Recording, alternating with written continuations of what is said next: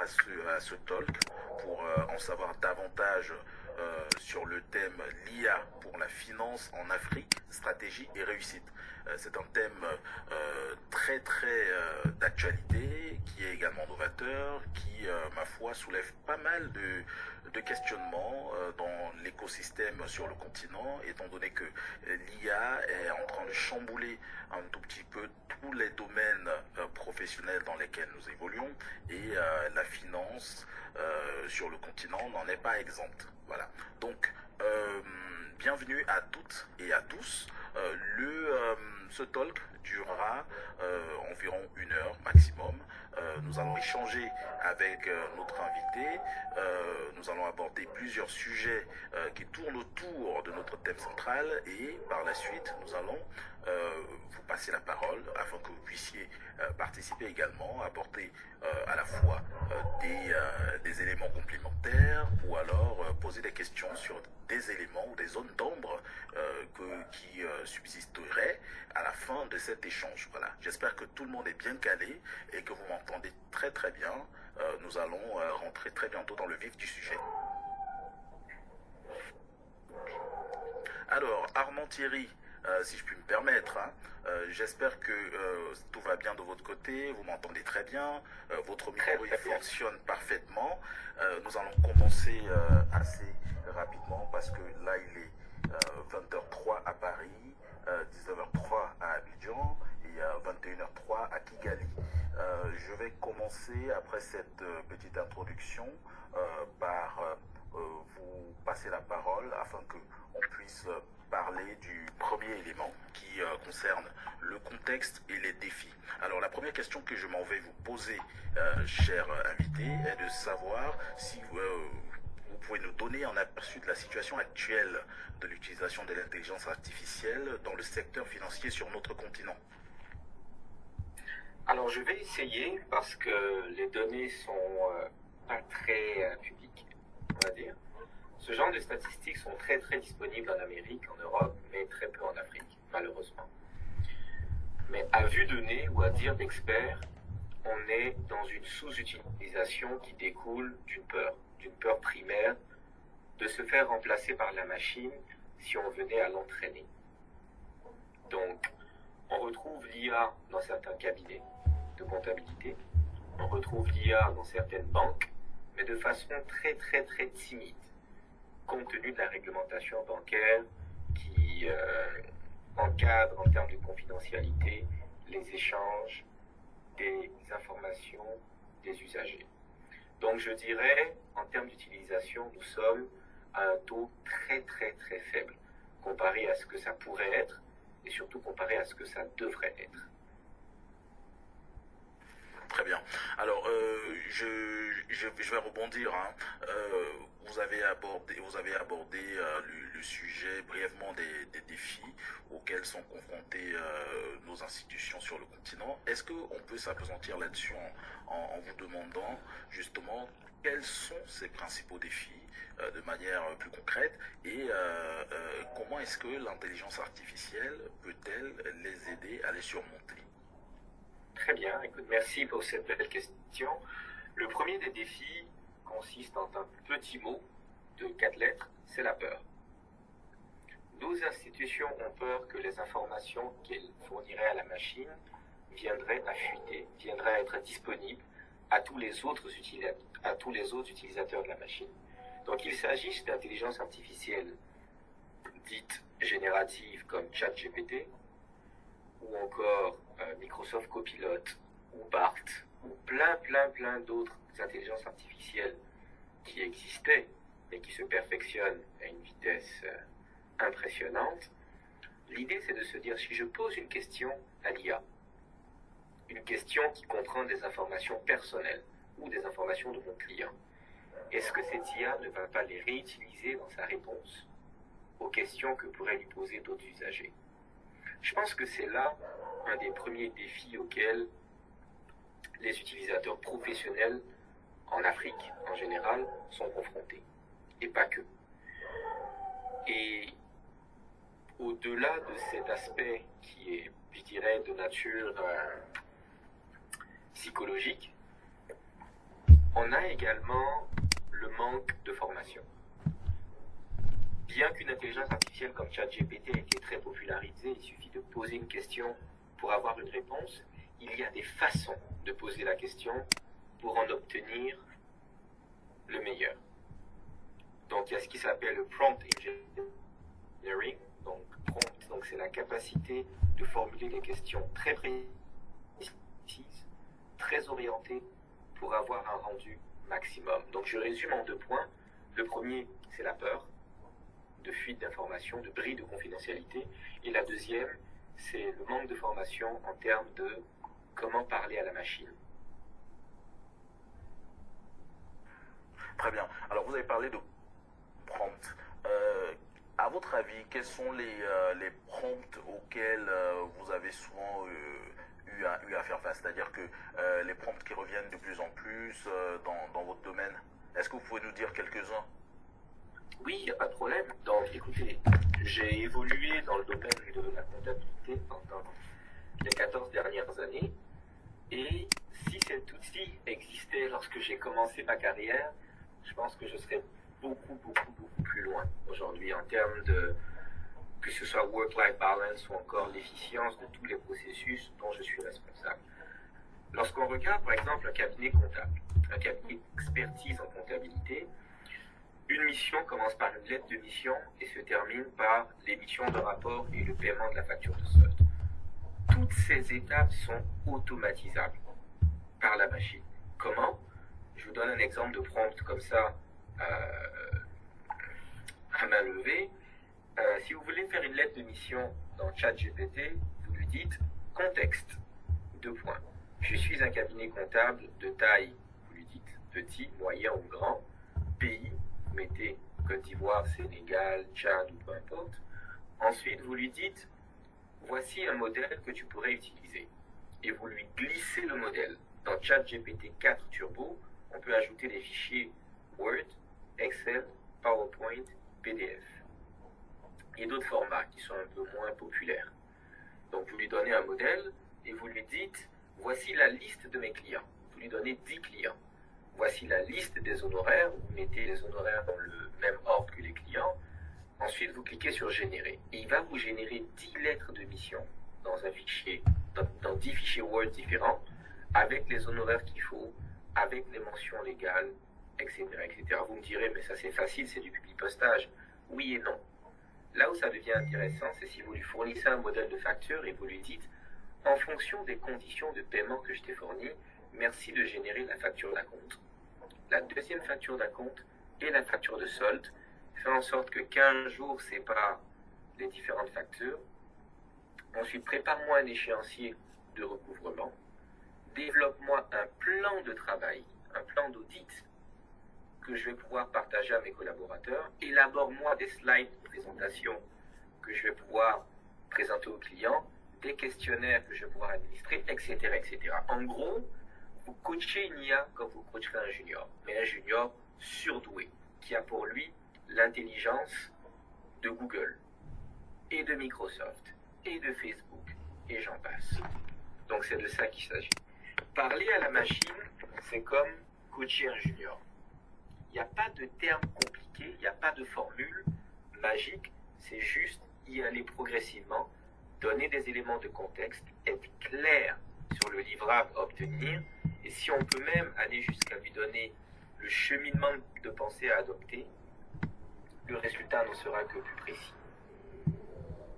Merci beaucoup. Je retiens qu'il est très important lorsqu'on fait un prompt d'être aussi précis parce que ce sont plusieurs données qui se retrouvent dans les bases de données, que ce soit de Google, etc.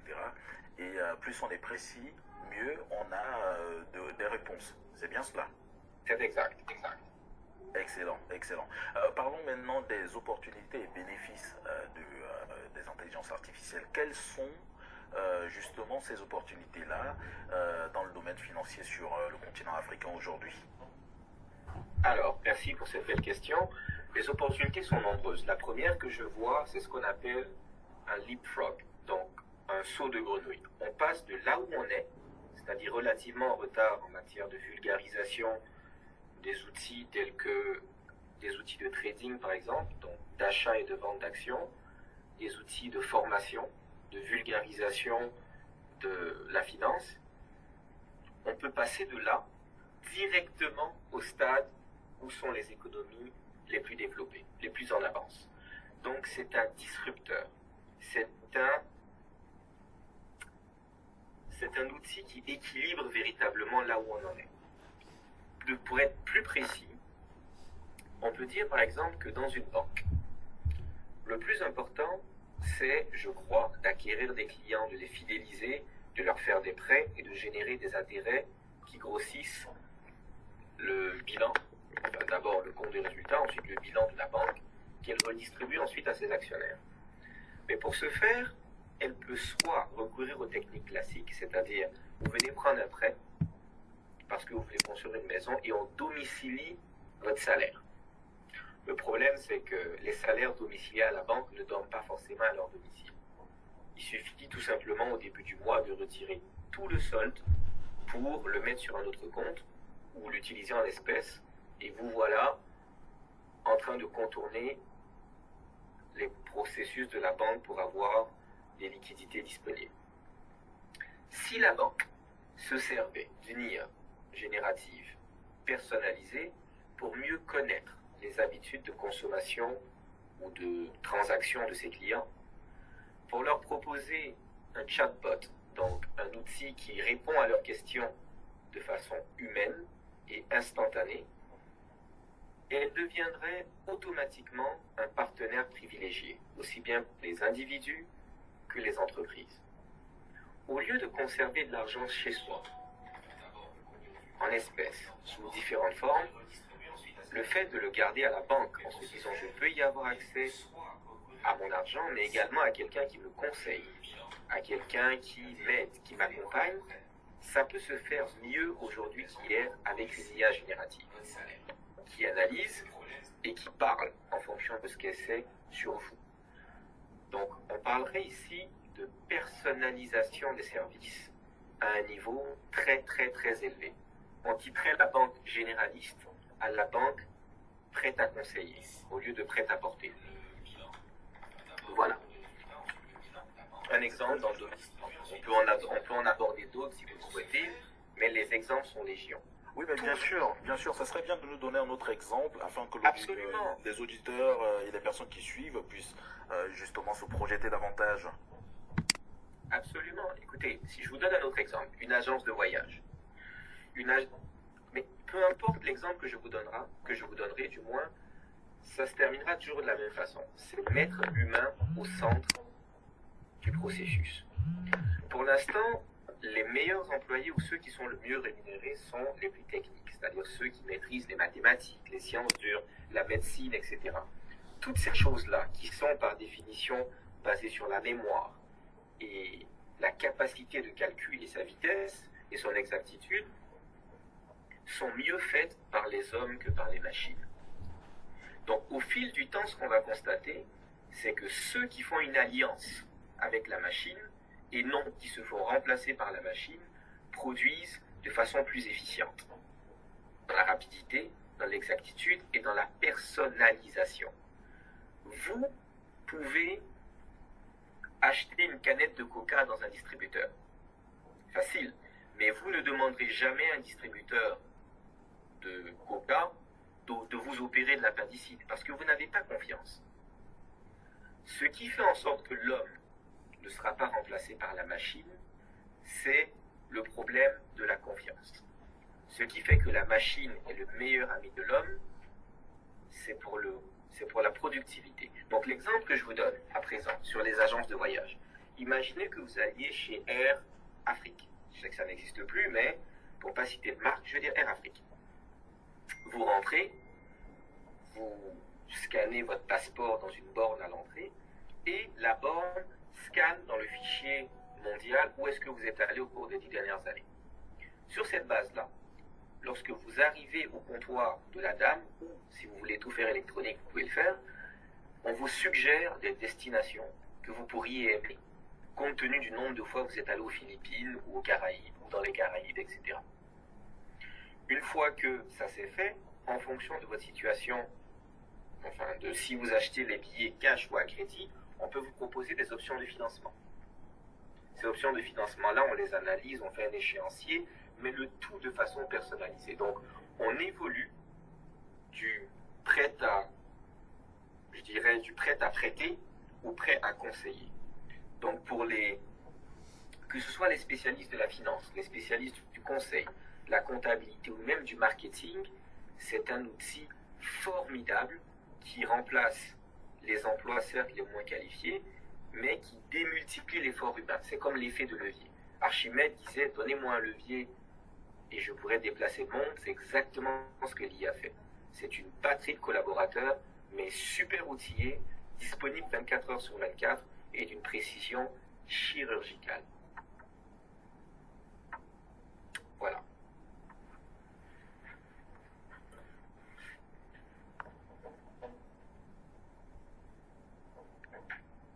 Je ne sais pas si vous m'entendez encore.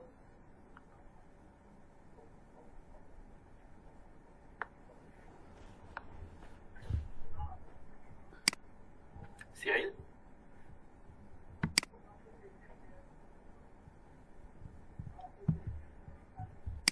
Je pense que le micro de Cyril, je sais pas. Voilà, il fonctionne, c'est bon. Nous avons eu un petit bug, mais tout est sous contrôle. Les joies du direct. À nouveau. Voilà, les aléas du direct et les joies, je dirais d'ailleurs. Alors, vous avez abordé, vous venez d'aborder des éléments très très pertinents et qui permettent d'embrayer d'ailleurs sur la question concernant la façon dont l'IA peut améliorer l'accès aux services financiers sur le continent. Vous avez pris l'exemple de l'agence de voyage, mais est-ce qu'on peut s'appesantir un peu plus sur un autre exemple concernant justement les services financiers sur notre continent et comment ça peut contribuer au développement économique? Absolument. Écoutez, j'ai vécu la moitié de ma vie entre l'Europe et l'Amérique du Nord. J'ai fait 6 ans en France, 10 ans au Canada, une partie de mes études aux États-Unis. Et la différence fondamentale entre ces différents continents et les pays qui les composent et l'Afrique, c'est la sous-bancarisation et la difficulté pour une entreprise et même un individu d'obtenir un crédit. Juste obtenir un crédit. Alors avant ça même d'ouvrir un compte bancaire. Un des aspects, me dit-on, qui freine l'accession ou la popularité des comptes bancaires, ce sont les nombreuses, je dirais, c'est l'ensemble des documents qu'il faille remplir. La commission bancaire impose un certain nombre de documents à remplir en un certain nombre d'exemplaires, ne serait-ce que pour avoir un compte bancaire. De quoi décourager les plus courageux. Une fois qu'on passe ce cap-là, les banques ont tendance à être des caisses, c'est-à-dire on dépose de l'argent et on en retire. Lorsque vous allez demander un prêt à la banque, c'est plus souvent qu'autrement, vous êtes trop risqué. Mais qu'est-ce qui fait le risque d'un emprunteur? C'est le manque d'informations sur lui. Au Canada, par exemple, pays que je connais très bien, lorsque vous arrivez, vous avez un numéro d'assurance sociale qui vous suit partout.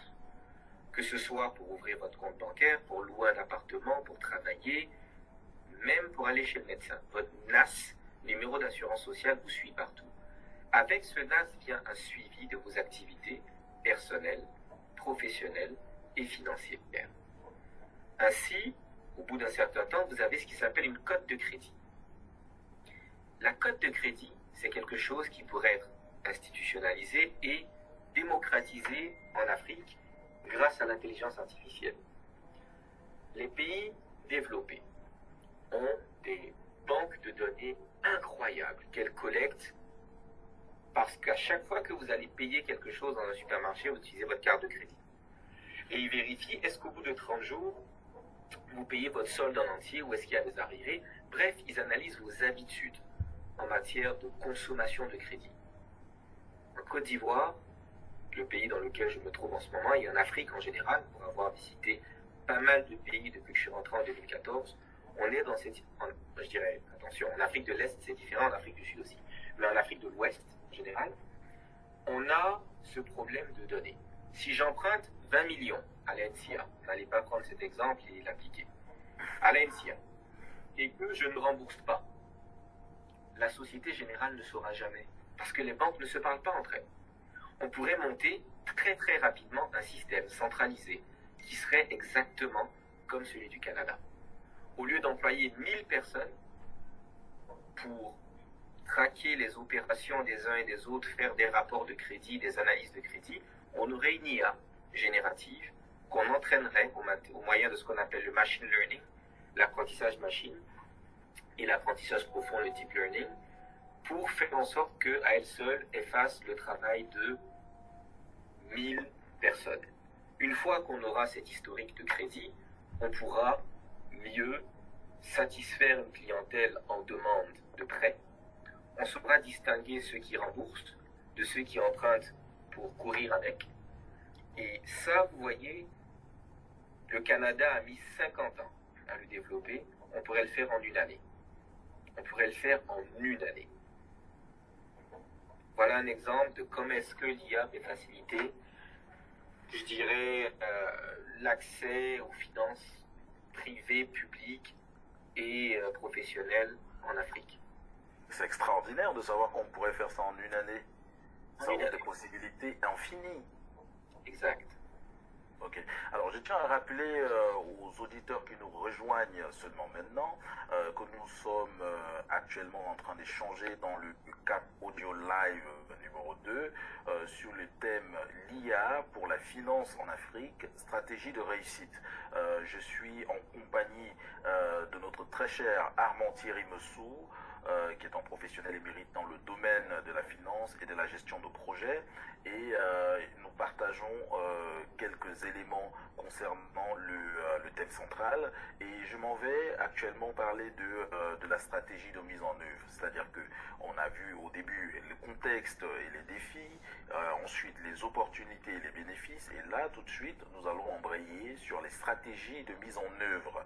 Alors, chers invités, quelles sont, selon vous, les meilleures pratiques pour intégrer l'intelligence artificielle dans les opérations financières en Afrique? Alors, merci pour la question. La première étape consiste à se former. On dit que l'investissement le plus rentable est celui qu'on fait en soi-même. Ici, on ne déroge pas à ce dicton. Se former. En quoi consiste ici se former? Il faut déjà commencer par explorer toutes les données publiques. Allez sur YouTube, regardez des vidéos. Comment est-ce que ça fonctionne? ChatGPT, quelles sont les différentes intelligences artificielles génératives ou autres?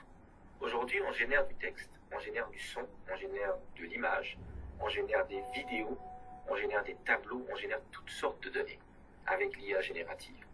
Et la croissance de ces outils-là est exponentielle. On passe de 1 à 3 à 9 et j'en passe. Donc la première étape consiste à ne pas se laisser dépasser, parce que plus le temps passe, plus on est en retard. Imaginez si vous commencez l'année avec 9 mois de retard. C'est-à-dire vous vous réveillez et vous êtes en septembre. Ça fait peur, n'est-ce pas? Eh bien c'est pareil pour l'IA générative. Si vous mettez votre tête sous l'oreiller en disant ça va passer, vous vous trompez.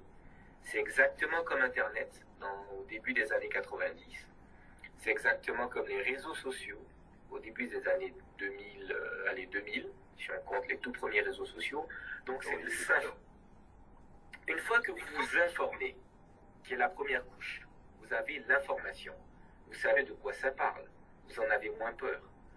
La deuxième étape, c'est se former. Comment est-ce que vous vous formez? Vous n'aurez pas le choix de payer. On dit, si vous croyez que la compétence coûte cher, essayez la compétence. Vous verrez que ça vous coûte beaucoup plus cher. Donc faire affaire avec des professionnels du secteur, c'est fondamental. Si vous voulez vous-même vous former, parce que c'est quelque chose qui vous passionne, je ne saurais trop vous recommander le dernier programme que j'ai suivi en la matière. C'est un programme qui est donné par l'école MIT Sloan, la même école que Elon Musk, Bill Gates, tout ça en fait. Et c'est une école donc, de technologie qui ouvre un volet financier. Le programme que j'ai suivi, ça s'appelle Artificial Intelligence Applied to Business. Donc c'est vraiment intelligence artificielle appliquée au domaine des affaires. On remonte loin dans le temps, où on dit comment est-ce que l'intelligence artificielle s'est développée, à quoi ça peut nous servir, quels sont les risques, quels sont les moyens de contourner ces risques. Bon, malheureusement, c'est en anglais pour l'instant, donc il faudra maîtriser la langue de Shakespeare. Mais si vous êtes déterminé, vous pourrez comprendre. Et au-delà d'être un diplôme ou une certification prestigieuse, c'est un réseau. De cette formation que j'ai suivie du mois de novembre au mois de février, donc c'est terminé maintenant, ça a duré seulement 3 mois, mais 3 mois avec des devoirs chaque semaine. Très intense. Très intense, mais je me suis fait un réseau impressionnant. Impressionnant. Parce que la première chose qu'on fait lors de la toute première semaine, c'est de se présenter et de partager nos adresses LinkedIn, nos liens LinkedIn. Une fois que ça se fut fait, il y avait parmi ces personnes des gens qui étaient très avancés dans le domaine. On avait des gens de OpenAI, on avait des gens de Microsoft, donc de copilote, on avait des gens de Facebook, et j'en passe. Et toutes ces personnes-là, alors, petite digression, on affiche une carte de ceux qui suivent ce cours-là. Il n'y avait personne en Afrique. Moi, je m'étais inscrit avec mon adresse du Canada, ça veut dire qu'il n'y a toujours personne en Afrique, ce qui est dommage. Ce qui est vraiment dommage. Ah, quand même, c'est très dommage. Hein. Zéro. Je vous enverrai la carte, je la publierai sur mon LinkedIn. Il n'y a personne. Ce qui est dommage. Alors que nous sommes dans une course contre la montre. Où you need to be the first to know. Vous devez être la première personne à savoir. Plus ça va avancer, plus on va bâtir sur ce qui existe. Et une fois de plus, si vous vous réveillez au mois de septembre, alors que l'année commence le 1er janvier, vous aurez du mal, vous serez découragé et vous allez abandonner. Si vous abandonnez, ça va être pire d'année en année. De même qu'aujourd'hui, tout le monde fait de la saisie. Microsoft Word, tout le monde le fait. Alors qu'il y a 20 ans, ou un peu moins, les dactylos étaient les seuls à vraiment savoir le faire. Plus le temps va passer, moins les spécialistes comme moi, moins l'usage de spécialistes sera nécessaire parce que les enfants qui n'ont pas peur de casser quelque chose, d'appuyer sur le mauvais bouton, ils utiliseront ChatGPT, ils utiliseront d'autres outils. Petite anecdote personnelle, chez moi j'ai les baffes Alexa, qui est vraiment une forme d'intelligence artificielle très rudimentaire. Vous demandez, Alexa, donne-moi la racine 13e de 14 822 323, et ça vous dit la racine 13e de 14 000, et vous le donne. Vous lui demandez qui a gagné les élections en Côte d'Ivoire, là il prend plus des pincettes. Mais plus sérieusement, mes enfants, qui sont petits, 7 ans, 10 ans, ils l'utilisent et ils sont habitués. Donc ceux-là, lorsqu'ils auront 17, 18 ans, 20 ans, qu'est-ce que vous croyez qu'ils feront? Vous leur donnerez ChatGPT, etc. Ils vous diront, mais c'est normal, papa, voilà, j'ai demandé, j'ai cliqué ici, et puis j'ai obtenu ceci. Donc nous qui avons passé le cap de l'enfance, de l'adolescence, et même des premières années de la vie adulte, on doit impérativement s'y mettre pour pouvoir ne pas être left behind, ne pas être laissé en arrière. Donc, j'ai dit petit 1, informez-vous. Ça vous fera moins peur. Petit 2, formez-vous. Payez pour. Vous venez voir des gens qui savent le faire. Moi, je peux vous former là-dessus en français, par exemple. Et enfin, la troisième étape, c'est utilisez-le. Utilisez-le au quotidien. Perso, je passe en moyenne 15 à 20 heures, ici, 15 à 20 heures sur ChatGPT et d'autres intelligences artificielles génératives par semaine. Par semaine. En dehors de mes heures de travail, rassurez-vous, au cas où mon employeur serait connecté, mais je passe ce temps-là à utiliser. S'instruire sans agir, c'est comme labourer sans semer, c'est exactement ça. Vous aurez beau vous informer, ensuite vous former, si vous n'utilisez pas, c'est peine perdue. Vous aurez retourné le sol cérébral pour rien. Donc utilisez à tel point que ça devienne une seconde nature. Voici les 3 étapes que je vous conseille de suivre. Oui, très très très pertinent. Ça permet à des gens même d'embrayer sur la prochaine question. Mais avant Thierry, je souhaiterais qu'on soit un peu terre à terre sur ce point, d'accord? Les personnes qui nous suivent, nous avons au total 37 auditeurs répartis sur 42. plusieurs... Allô? Vous m'entendez? 42. Ah d'accord, ok. Chez moi ça affichait 37. Autant pour moi. Donc, ces personnes-là sont très très très intéressées par le sujet. D'accord? Ces personnes se retrouvent dans différentes régions de notre continent. Alors, est-ce que vous pouvez nous donner, Armand Thierry, les éléments de base, vraiment très concrètement? Quelqu'un qui nous écoute actuellement, je vois il y a plusieurs personnes, Marie-Madeleine, Serge Arnaud, Casimir, etc. Il se pose certainement la question de savoir par où commencer déjà dès demain matin. Très bien. Lao Tzu disait, un voyage de 1000 lieues commence par un pas. C'est exactement ce que je vous invite à faire. La première chose, allez sur YouTube. Tout le monde connaît YouTube. Allez sur YouTube et les ChatGPT. Regardez une vidéo par jour. Là, c'est la prescription que Dr IA vous fait. Allez sur YouTube, tapez ChatGPT français, si vous êtes à l'aise dans la langue de Molière plutôt que celle de Shakespeare. ChatGPT français. Écoutez ce qui se dit. Vous ne pouvez pas tomber sur une mauvaise vidéo.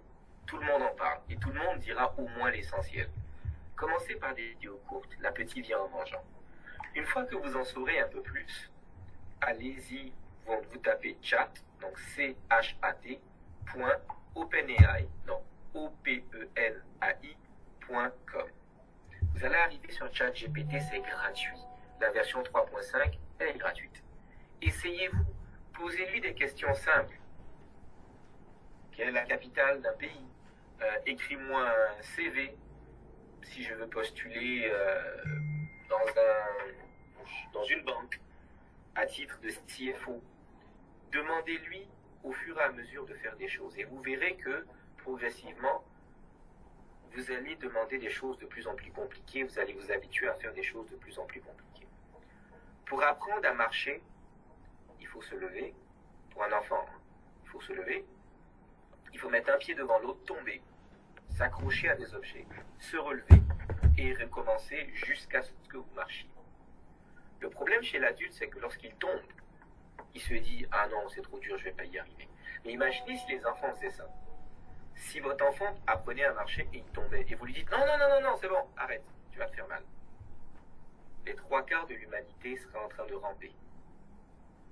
L'intelligence artificielle, c'est pareil. On passe de la marche physique à la marche intellectuelle. Il faut essayer, se tromper. Personne ne vous regarde. Faites-le sur votre téléphone, entre midi et 2. Faites-le chez vous. Sûrement pas de votre ordinateur professionnel si votre employeur ne l'a pas approuvé, mais essayez. Vous pouvez également suivre ma page LinkedIn, personnelle comme celle du cabinet que je viens de créer, et qui donne justement plusieurs informations au quotidien sur comment est-ce que ça avance. Qui propose également des formations en la matière pour vraiment partir de zéro à héros. Donc c'est quelque chose qui se fait bien et sur quoi je suis disposé à vous accompagner. Mais commencez par regarder des vidéos. Voilà un très bon conseil qui n'est pas tombé dans des oreilles de sourds, j'en suis convaincu. Alors, Armand Thierry, dites-moi, que l'on soit basé à Abidjan actuellement ou encore à Kinshasa ou même à Kigali, comment est-ce que les institutions financières de notre continent peuvent-elles développer et mettre en œuvre des stratégies efficaces d'IA tout en tenant compte des spécificités du continent? On sait que le continent il est très différent que l'on soit en Afrique de l'Ouest ou même encore dans le Maghreb. Donc comment est-ce que ces institutions du continent peuvent-elles développer et mettre en œuvre des stratégies efficaces d'intelligence artificielle? Merci pour la question. Ici, lorsqu'on parle d'institutions et qu'on parle de finances, on doit obligatoirement parler de pouvoir public. Le fait de faire un recours à l'épargne publique, c'est une lourde responsabilité que les institutions ont. Si jamais une institution bancaire ou une institution publique ou parapublique venait à utiliser l'IA et que cela me lésait, je perdrais toute confiance dans l'IA, tout simplement. Et la chose qui nous rend le plus sensible, qui nous prend le plus par les sentiments, croyez-le ou non, c'est notre portefeuille. Si mon compte de banque qui affiche un certain solde que je tairais venait à perdre un zéro par une erreur de l'IA, jamais plus je ne trusterai l'IA même si c'est mon dada aujourd'hui. Donc la première étape pour une institution, pour développer une stratégie, c'est exactement celle que je vous ai donnée pour un individu, c'est de s'informer, ensuite se former, et ensuite de pratiquer et de faire appel à des spécialistes. Puisque les utilisateurs finaux, c'est-à-dire les usagers et les contribuables, les clients, n'auront pas forcément leur mot à dire directement. On ne demandera pas à chaque client de la banque, est-ce que ça te dérange si on utilise une IA pour gérer ton compte, ainsi que les relations clientèle? On ne peut pas faire ça, on n'a pas le temps matériel, et ça serait inefficient d'un point de vue stratégique. La première banque qui décidera de risque, de prendre un risque, ce qui est bien, petite digression rapide, en chinois, l'idéogramme qui désigne le mot risque désigne en même temps l'opportunité. Weiji. Donc il n'y a pas de risque sans opportunité, il n'y a pas d'opportunité sans risque. Donc la première banque, que ce soit banque achat ou banque centrale, qui décidera de créer une stratégie, et j'arriverai à votre question, ne vous inquiétez pas, mettre en place une stratégie IA qui passe par 1. Former ses dirigeants, 2. Former son middle management et ses collaborateurs, 3. Faire appel à des spécialistes et écrire une procédure. On peut faire du copier, adapter, coller.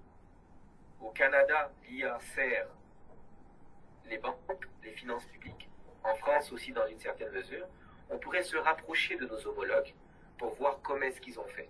Ce qu'ils ont fait en 5 ans, avec une bonne collaboration donnant-donnant, en leur disant, écoutez, on vous donne accès à une partie de nos marchés, des parts dans certaines de nos entreprises exprès pour que vous... Et d'ailleurs, la NCA avait fait une alliance avec la Banque nationale au Canada, justement pour faciliter le transfert de... Ah, j'ai perdu. En tout cas, le host a disparu. On va le réadmettre, Cyril. Est-ce que vous pourrez le rajouter, s'il vous plaît? Oui, on peut continuer le temps que c'était fait. Ok, très bien. Donc, je disais que, par exemple, la NCA a fait un deal avec la Banque nationale pour pouvoir permettre un partenariat et un transfert de technologie. Donc, ce genre de partenariat peut grandement faciliter la stratégie, aussi bien d'une entreprise bancaire, donc on est dans le domaine de la finance, ça peut être un cabinet d'expertise comptable, ça peut être également un private equity firm, donc une firme d'investissement privé, ou un gouvernement at large. On peut faire un espèce de jumelage, pour parler terre à terre, avec le Canada, un pays que je connais bien, qui est très très très fort là-dedans, et qui nous apporterait des solutions contre, évidemment, certaines contreparties. L'idée, c'est de ne pas aller seul, de ne pas réinventer la roue, et de s'y mettre maintenant. De ne pas non plus verser dans les longues études, ce qu'on appelle analysis paralysis, c'est-à-dire vous analysez tellement que vous êtes paralysé. Non, c'est d'y aller pratique et d'y aller accompagner. Voilà, Cyril. Excellent, excellent. C'est très pertinent, c'est très pratique. J'aime bien la manière dont vous apportez justement des exemples de stratégies efficaces d'IA et surtout tout en tenant compte des spécificités de notre continent. Comme je l'ai dit tantôt, c'est un exercice qui est très pointu quand on parle d'IA. Et surtout lorsque on parvient à s'approprier le fonctionnement. Alors parlons à présent de l'aspect du développement technologique et de la réglementation. On sait que ce sont parlons de réglementation, on sait que c'est un pan de ce concept qui n'est pas encore véritablement approprié par bon nombre de pays sous nos cieux. Mais les choses tendent à changer petit à petit. Alors dites-moi, Armand Thierry, quels sont les développements technologiques récents dans le domaine de l'IA qui sont pertinents pour le secteur financier sur notre continent? Merci pour la question. Alors, le mot clé dans ta question, c'est, ou du moins dans l'introduction à ta question, c'est petit à petit. La réglementation est toujours en retard sur la technologie. Et il sera toujours ainsi. Pourquoi? Parce que ceux qui votent les lois ne sont pas nécessairement sachants en la matière. Ils ont généralement un certain âge, voire un âge certain, et ils mettent du temps à s'y mettre. Donc à cela, on conseillerait d'avoir des conseillers techniques, comme ça se fait dans tous les ministères, et qui leur fassent confiance. On n'est pas obligé de tout savoir ou de tout comprendre, il faut juste savoir comprendre son intérêt. Quant au développement technologique récent, ça va tellement vite que ce que je vous dis aujourd'hui à 19h42 peut être suranné, c'est-à-dire périmé, à 19h45. Les dernières nouvelles nous viennent forcément des États-Unis. Je bricole le chinois, mais je ne saurais pas vous dire où est-ce qu'ils en sont. Pour ce que je sais, aujourd'hui en Amérique du Nord, ChatGPT et l'intelligence artificielle de Microsoft, qui s'appelle Microsoft Copilot, sont au coude à coude. Qu'est-ce qu'ils permettent de faire? Non seulement, alors allons-y sur Microsoft, parce que Microsoft, ça parle à tout le monde. Bill Gates a créé sa société, qui est devenue la plus grosse société du monde en son temps, alors que maintenant on a Amazon et on a Tesla. Et aujourd'hui, c'est Satya Nadella qui dirige cette société de main de maître. Et Microsoft a acheté, des parts, la majorité du capital de OpenAI, si je ne me trompe pas. Tout à fait. Donc, à un moment donné, Sam Altman, qui est le CEO de OpenAI, était brièvement allé chez Microsoft, gros coup de pub, soi-disant viré de OpenAI, a été réembauché le même jour. Donc, Exactement. Pour dire à quel point, c'est avec les réseaux sociaux, on peut faire fort. Une situation rocambolesque. Donc, situation rocambolesque, pour qui ne lit pas, qui tire les cordes, qui tire les ficelles. Et tout ça pour dire que, aujourd'hui, ce qui est chez OpenAI est chez Microsoft on steroid, donc de façon dopée. Microsoft aujourd'hui, dans Microsoft Word, Excel, PowerPoint, bon, Access c'est périmé, mais on va dire Power BI, et puis tous les outils de la suite Microsoft, ils intègrent la suite Copilot. C'est pas encore accès au grand public. Moi j'ai une version démo, parce que j'ai fait la demande, et puis j'ai coché certaines cases pour tester pour eux. Mais vous pouvez demander à Microsoft Copilot, dans Microsoft Outlook, regarde tous mes mails de telle date à telle date et recherche tel élément. Fais-moi une synthèse en vue d'une réunion qui va porter sur tel sujet à telle date. Tiens compte de l'actualité parce que ça sera connecté à Internet, contrairement à ChatGPT dans sa version gratuite qui est Sandbox, donc qui est hors Internet. La version 4 Turbo est connectée à Internet, donc peut aller faire des recherches pour vous. Et donc, je reviens à Microsoft Copilot, vous lui direz, fais ça. En même temps, book-moi un billet d'avion pour la Thaïlande. Assure-toi que tu me fournisses une liste des éléments à mettre dans ma valise. Ajoute à ma to-do list, visiter tous les restaurants qui servent de la nourriture végane. Donc, vous lui dites, on parle même plus d'écrire. Je ne sais pas si vous avez vu le film Iron Man, le 1 ou le 2, peu importe. Tout à Il y a fait. une intelligence artificielle qui s'appelle Jarvis. Tout à fait. Et bien, Microsoft Copilot, c'est un peu comme Jarvis. Vous lui parlez. Vous cliquez sur le micro et vous lui parlez. Bientôt, il y a des haut-parleurs, un peu comme le haut-parleur de Alexa, de Amazon, qui arrive sur le marché, où vous lui parlez comme Jarvis. Ajoutez à ça la réalité augmentée, donc vous avez un hologramme, et vous êtes dans Dans le futur. Vous êtes dans le présent. En fait, c'est un futur proche. Ce Ouais. que des gens voient comme un futur lointain, l'Amérique peut le voir comme un passé composé, et nous, on doit le voir comme un futur proche, voire comme un présent bouillant. Et Jarvis, si vous regardez bien Iron Man, c'est la machine qui développe l'exosquelette qui permet à Iron Man de voler.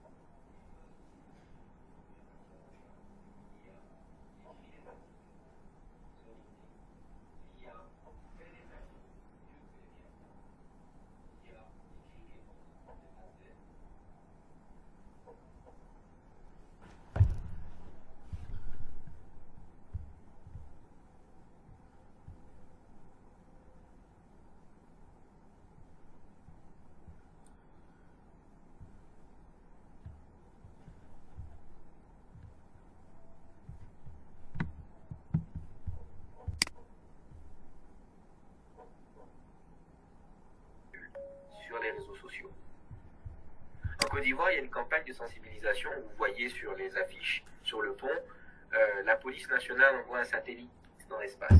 Et en bas, c'est marqué « Ne croyez pas tout ce que vous voyez sur les réseaux sociaux ».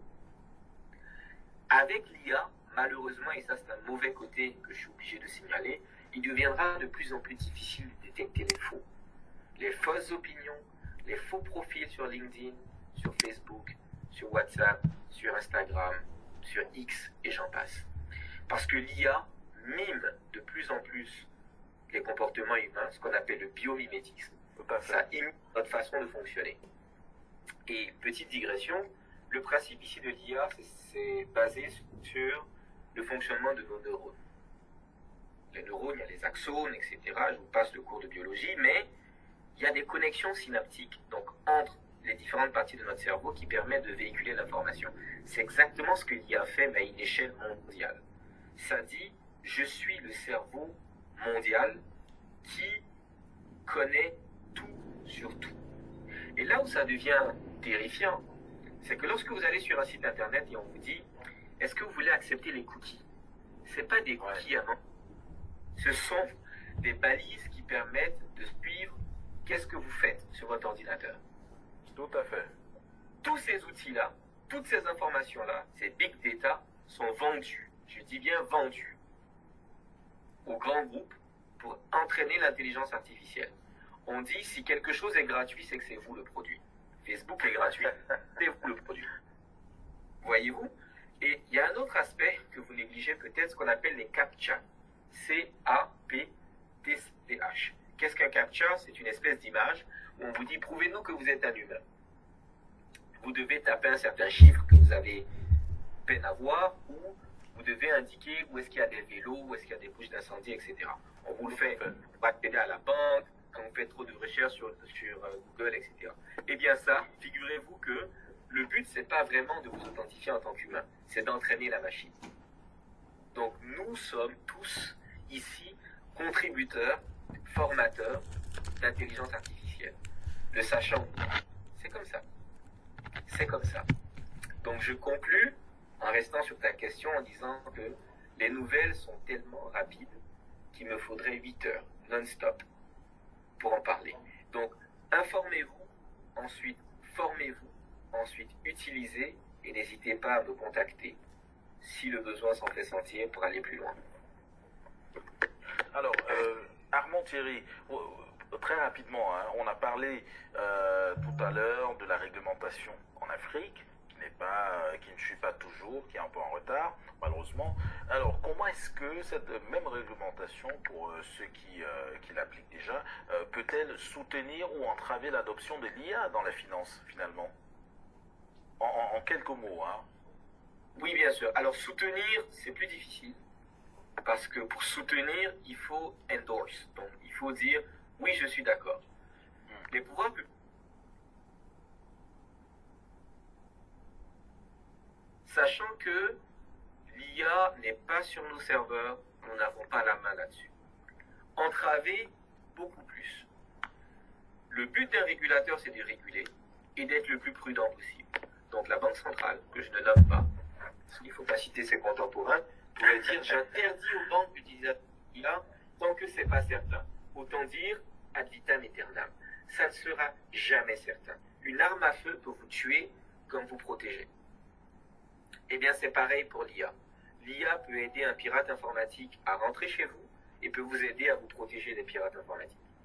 Donc, une fois de plus, les pouvoirs publics, la réglementation gagnerait à se faire accompagner pour faire ce qui s'appelle une analyse coût-bénéfice ou risque-avantage et décider. On peut analyser toute sa vie, mais il faut finir par décider et appliquer. Oui, oui. Voilà.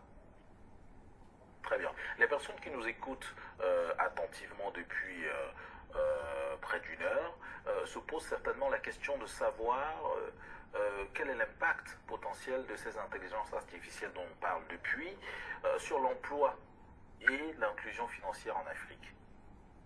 J'attendais cette question avec impatience.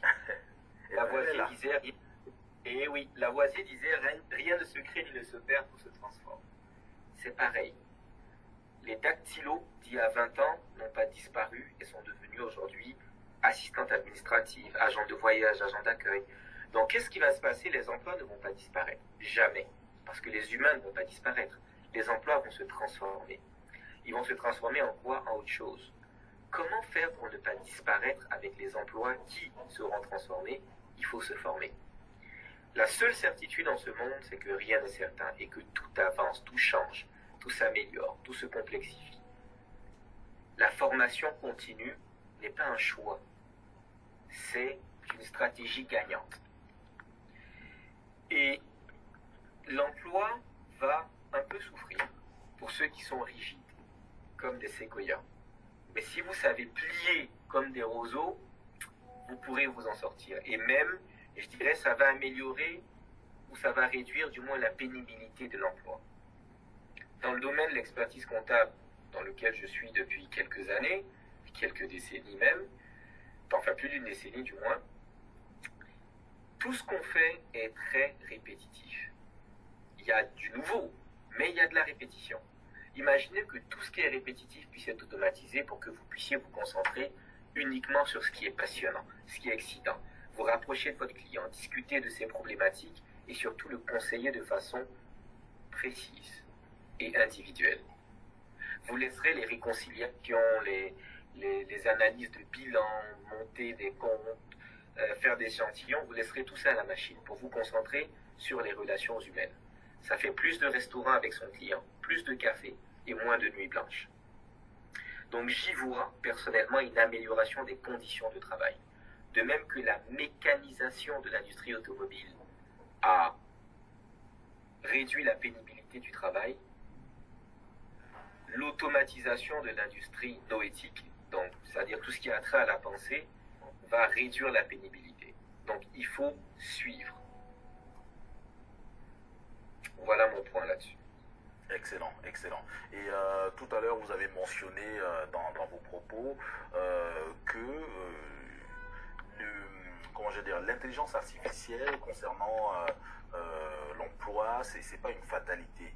D'accord? Il faut être capable de, il faut pas être rigide comme un séquoia, mais être flexible comme un roseau. Et pour le cas d'espèce, comment est-ce que les entreprises peuvent-elles justement s'assurer que l'utilisation des IA dans le domaine de la finance en particulier soit éthique et responsable, par exemple? Alors, ici, l'éthique, le premier aspect que je vois, c'est tout ce qui est droit de propriété intellectuelle.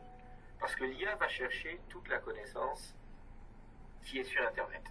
Donc, ça va piocher dans les œuvres déclassées, comme Molière, qui est mort depuis tellement longtemps qu'il n'y a pas de copyright là-dessus, que dans certaines œuvres, il vous suffit de les scanner, de les donner à l'IA. Si l'IA a été entraînée avec, elle peut réutiliser votre savoir.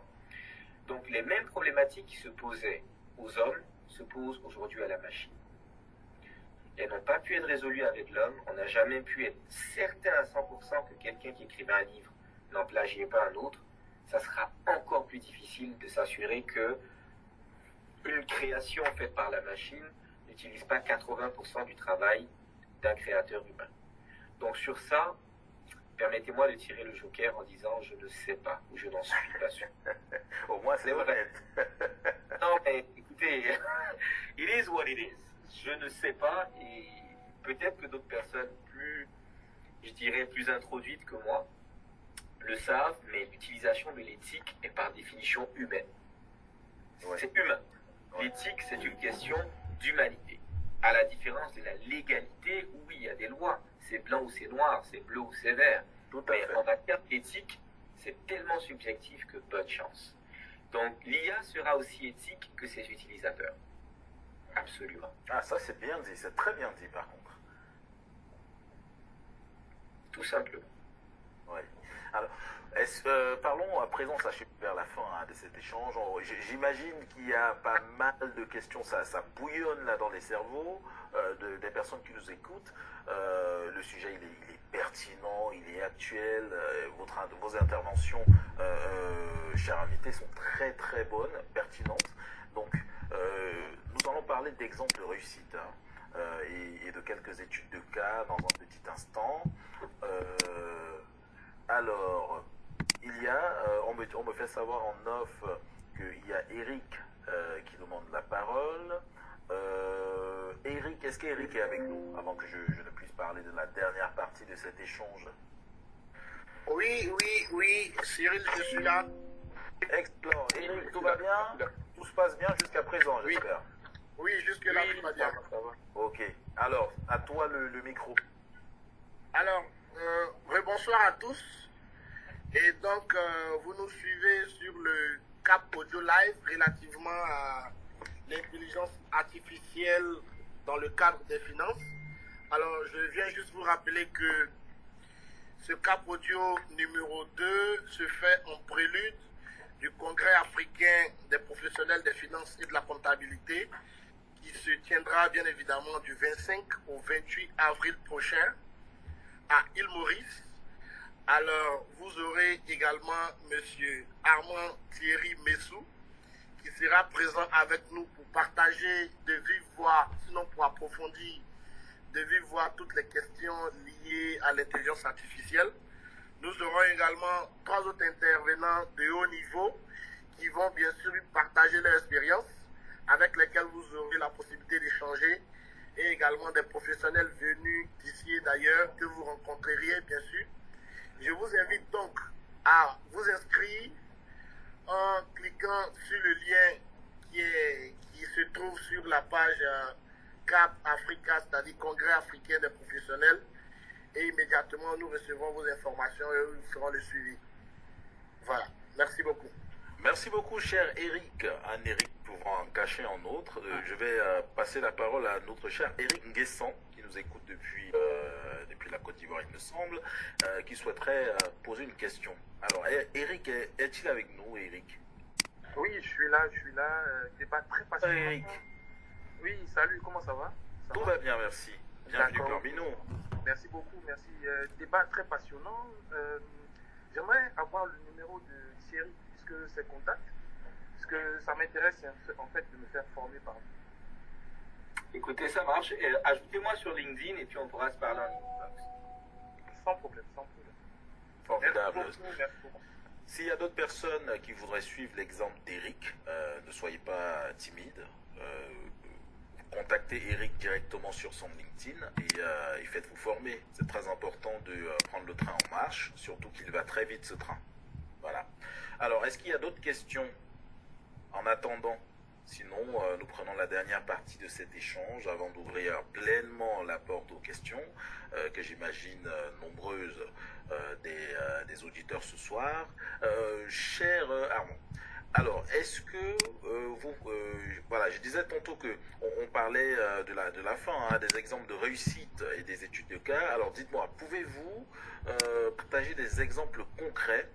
Je sais que vous en avez déjà fait depuis le début de cet échange, mais là, rendu à la fin de l'échange, est-ce que vous pouvez partager d'autres exemples concrets de projets ou d'initiatives qui ont été réussis et grâce à l'IA, grâce à l'utilisation de l'IA sur le secteur financier en Afrique? Absolument. Écoutez, je peux quitter le domaine de l'expertise comptable, quitter le domaine de la banque et rester dans la finance en abordant par exemple le cas, allez, donnez-moi un exemple, peu importe, et je développerai, mais les exemples sont tellement légion que, allez, donnez-moi un exemple de ce secteur financier dans lequel vous voulez un exemple de réussite. Alors, on voit beaucoup la bourse des valeurs à Abidjan qui est très dynamique. Est-ce que c'est possible de prendre un exemple sur ce cas-là en particulier? Absolument. Alors, merci beaucoup pour la passe que vous faites. Donc, la Bourse régionale des valeurs mobilières, BRVM, dirigée par Edokosi Amenouvé, c'est un organisme qui est dynamique, mais qui pourrait être encore plus. Quand j'étais au Canada, j'investissais en bourse. Et je voyais la rapidité avec laquelle les ordres étaient passés. Lorsqu'on veut passer un ordre d'achat, je me connectais à mon compte, Banque nationale, courtage direct, je choisissais une action, l'action de Tesla, par exemple TSLA, je rentrais le nombre d'actions que je voulais, j'appuyais sur un bouton et l'ordre était exécuté automatiquement. En Côte d'Ivoire, ou dans les pays qui sont couverts par la BRBM, si vous passez un ordre d'achat d'actions, ça ne se fait pas tout de suite. ça va prendre 3, 4, 5, 6, 7, 8 jours. Pourquoi? C'est pas parce que la BRBM n'est pas efficiente. C'est juste que vous voulez acheter. Mais qui veut vous vendre? Personne. Donc, un marché, une bourse, ça met en contact des acheteurs et des vendeurs. L'IA pourrait, populariser, si vous voulez, l'information financière, c'est-à-dire on sortirait des liasses, Cisco ADA, des liasses qui ne permettent pas nécessairement aux entreprises, enfin aux investisseurs, de savoir dans quoi ils investissent. On aurait une information qui est beaucoup plus en direct. C'est-à-dire, on se connecte directement sur le système de comptabilité de l'entreprise qui est coté à la bourse. On fait en sorte que, dans un certain canevas qui est homogène, on puisse ressortir des informations dans des grandes masses. C'est quoi le bilan? C'est quoi l'endettement? C'est quoi les profits? C'est quoi les revenus? C'est quoi... Donc, on ressortirait tout ça et on le mettrait dans un module qui permettrait aux acheteurs potentiels d'actions de comparer instantanément 5 actions auxquelles ils pensent, enfin, dans lesquelles ils pensent investir leur argent. Le manque d'information ou le manque de cohérence entre les différentes informations rend pour l'instant difficile le bon fonctionnement de la bourse dans nos pays africains. Mettre de l'IA au milieu de ça, c'est comme embaucher 1000, 2000, 3000, 4000 personnes, mais surtout capitaliser sur ce qui existe et ce qui est déjà maîtrisé dans les pays occidentaux. Ouais. Donc voilà comment, très rapidement, la bourse pourrait se dynamiser et rendre instantanés les ordres de virement, enfin les ordres d'achat et de vente. Parce que s'il y a plus d'utilisateurs, ça sera plus facile de mettre vis-à-vis un acheteur et un vendeur. Plutôt qu'une personne se réveille, je veux acheter. Donc il faut qu'on aille trouver quelqu'un qui veut vendre. Ou je veux vendre, il faut qu'on aille trouver un acheteur. D'accord, c'est très pertinent, très bien expliqué. J'espère que les autres invités et les personnes qui nous écoutent ont pu saisir l'importance justement de tout ce qui vient d'être développé. Il y a Omer Ambé qui souhaiterait prendre la parole pour poser une question. Alors, est-ce qu'Omer est avec nous?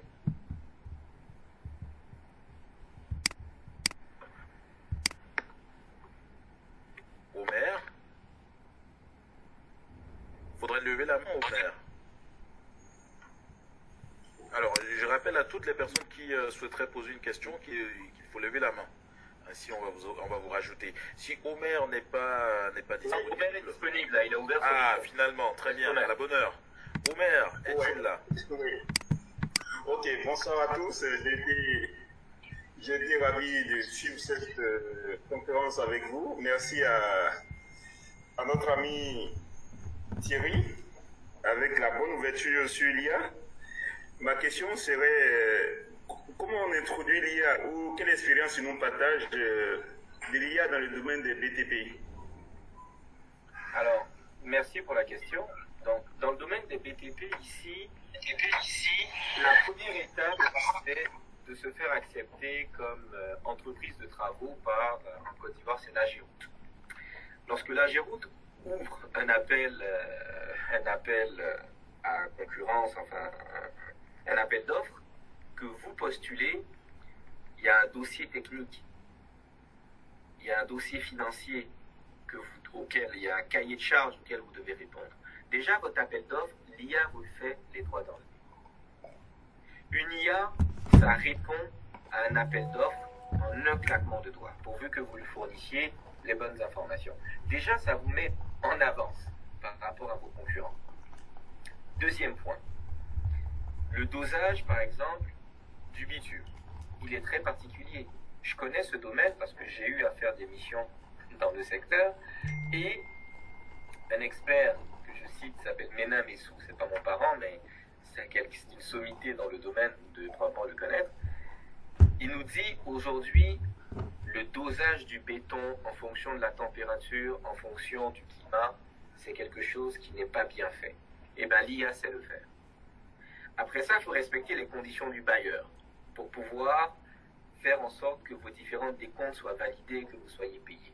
À chaque étape de la procédure, qu'il s'agisse de répondre à l'appel d'offres, d'obtenir du financement, de se faire payer ou d'exécuter les travaux, Si vous avez le bon prompt, c'est-à-dire la bonne façon de parler à l'IA, elle aura la bonne réponse pour vous et le bon gain financier. J'espère avoir répondu à votre question. Alors, il me semble que oui. Normalement, s'il n'y a pas de réaction de la part de notre cher auditeur, tout est OK. C'est bon. Omer a fait un pouce levé, donc tout va bien. Ok, excellent, excellent. Alors, nous allons passer rapidement la parole à Neville Curtis. Est-ce que Neville peut activer son micro? Bonsoir, chers tous. Bonsoir Neville, bienvenue. Alors, de manière succincte, est-ce que vous pourriez poser votre question de manière à ce qu'on avance? Merci beaucoup. Ok, d'accord. Avant de poser la question, je voudrais faire un additif. Voilà, mais tout d'abord, c'est de remercier M. Amon Thierry Messou pour cette belle introduction, pour ce qu'il nous donne comme enseignement. C'est très pertinent, j'aime bien. Et l'additif de faire un combat rapide sur la bourse, c'est que il disait qu'au Canada, avec un clic rapidement, il ouvrait son ordinateur et il passait ses ordres, ce qui est super. C'est vrai que les bourses africaines sont plus ou moins à la traîne, je pourrais m'exprimer ainsi, mais je veux dire qu'on est passé aussi un cap, même si ce ne sont pas toutes les SGI, mais bien des investisseurs peuvent, depuis leur portable ou bien depuis leur ordinateur, tranquillement à la maison, à n'importe quelle heure, avec un clic, passer des ordres voilà, d'achat ou de vente rapidement. C'est pas toutes les banques c'est pas toutes les SGI qui sont encore à la traîne, voilà. Et ma question rapidement, c'est que dans le domaine boursier, c'est super avec l'exemple qu'il a donné d'introduire l'IA et tout ça. Mais ce que moi j'aimerais savoir, c'est que avec l'exemple qu'il a donné, comment introduire l'IA de manière, comment je pourrais m'exprimer, comment introduire réellement l'IA, c'est quoi? C'est que c'est d'aller voir un développeur et tout ça qui va concevoir quelque chose de nouveau, ou bien les plateformes que nous connaissons déjà, c'est-à-dire OpenAI, ChatGPT et tout ça, c'est d'introduire des données à l'intérieur, des données, je pourrais dire mathématiques, des données chiffrées, et ces plateformes d'IA-là vont nous donner les résultats escomptés. Comment ça va se passer concrètement en fait?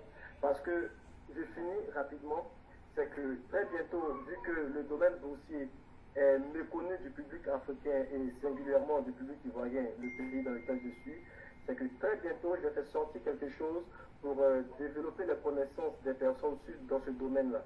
Donc, si on doit introduire l'IA à une plateforme et tout, qu'est-ce qu'on fait? On se penche du côté de OpenAI, ChatGPT, qui sont les premiers en la matière, et comment ça se fait? Ou on va voir un développeur qui va introduire une intelligence artificielle dans un système donné et tout ça pour favoriser tout ça. Merci bien. Très bien, merci beaucoup. Alors, nous acheminons inexorablement vers la fin de cet échange qui a été très passionnant avec comme invité principal Armand Thierry Messou, qui a été très pertinent dans le cadre de ce talk, en prélude au prochain congrès dans le cadre de la finance. Qui se déroulera à l'île Maurice, voilà. Donc, est-ce que quelqu'un d'autre aurait une question? Au cas contraire, on va conclure, parce que ça fait plus d'une heure d'horloge que nous échangeons, et que notre invité consent à apporter des éclairages sur les différents éléments qui concourent à avoir le sujet principal. Alors, est-ce qu'il y a une question, s'il vous plaît? Une autre question? Non? Ok, bon, c'est parfait. J'estime que Armand a fait un travail excellent. Tout le monde a compris, il me semble, les différentes applications, les différents Allô, enjeux. Oui. C'est Jean-Fabrice. J'aimerais juste inviter, si tu me permets, l'ensemble des participants à bien évidemment aller aimer notre page, le Congrès africain des professionnels, parce que c'est justement le Congrès africain des professionnels qui organise cette LUCAN. Donc, je vous invite à vous abonner justement à notre page pour ne rien manquer de notre actualité.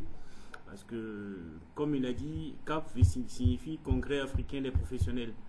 On a tout un programme sur les congrès africains des professionnels dans tous les domaines métiers. Donc, je vous invite à aller vous abonner à notre page pour être parfum de notre actualité. C'était ce que j'avais ajouté. C'est Jean-Fabrice Aka, membre du board des CAP.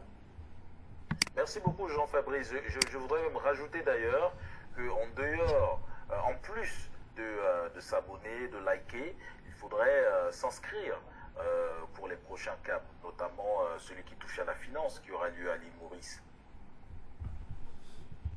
C'est ça, c'est ça. Excellent, excellent. Alors, Armand Thierry... Je réponds à la question de Neville. Oui.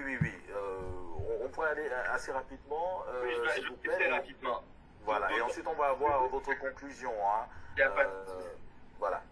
Alors ça va aller vite parce que je vais commencer en micro et finir hors micro parce que je connais Neville depuis 26 ans, c'est un copain de 6e. Et donc ici, on parle d'intégration. La question de Neville en 2 mots, c'est bravo, je veux utiliser l'intelligence artificielle, j'ai des données de mes clients, je fais quoi? Je vais les mettre sur ChatGPT ou bien je fais appel à un développeur pour me faire quelque chose sur mesure. Ça dépend de la sensibilité de vos données. Si vous êtes une banque, n'allez pas mettre vos données sur ChatGPT. Oui, il y a de la confidentialité, mais jusqu'à un certain point. Et l'outil ne vous permettra pas d'être adapté à vos besoins. Donc, l'intégration aujourd'hui, c'est faire appel à un développeur qui s'y connaît. On peut vous offrir ce service. Et cette personne-là va venir diagnostiquer votre système en place, vos besoins, et vous développez quelque chose qui est très inspiré de OpenAI ou de Microsoft Copilot. C'est comme si on prend la donnée, enfin on prend la solution et on l'adapte, on la customise. C'est comme un ERP, mais seulement qu'il est adapté à vos besoins. La beauté de la chose, c'est que vos données restent chez vous. Il n'y a pas plus rassurant. C'est-à-dire vos données restent sur vos serveurs, mais on télécharge la capacité de calcul, de compréhension, d'adaptation et d'improvisation qui a été développée par un OpenAI ou encore un ChatGPT au moyen d'un API. On met un API qui traite les données, mais ne les envoie pas sur le serveur de Microsoft ou de OpenAI. Donc ça se fait, mais évidemment pour en savoir plus, il me faudra plus de temps pour développer. Donc Neville, hors micro, on se parle. Voilà. Alors, ma conclusion... C'est une réponse au moins qui est claire. Oui. Alors, ma conclusion et mon mot de fin, c'est véritablement les 3 étapes que je vous ai données. Informez-vous. Ensuite, formez-vous. Et enfin, utilisez l'outil. Si vous suivez ces 3 étapes, vous ne serez jamais dépassé. Ça vaut aussi bien pour l'intelligence artificielle que pour toutes les technologies, voire même pour tout dans la vie. Donc, suivez ces étapes. Venez au Cap Maurice. Donc, j'y serai à Maurice au mois d'avril, fin avril. Et suivez l'actualité également. Du 25 au 28 avril. Du 25 au 28 avril à l'île Maurice, à Port-Louis, c'est ça? Donc voilà. Oui, tout à fait. Donc merci beaucoup pour votre attention, pour vos questions pertinentes. Et je rends le micro à Cyril pour la conclusion. Merci beaucoup. Merci beaucoup Armand Thierry. C'était un plaisir, un réel plaisir d'avoir cette conversation autour du thème l'IA pour la finance en Afrique, stratégie et réussite. Nous avons parcouru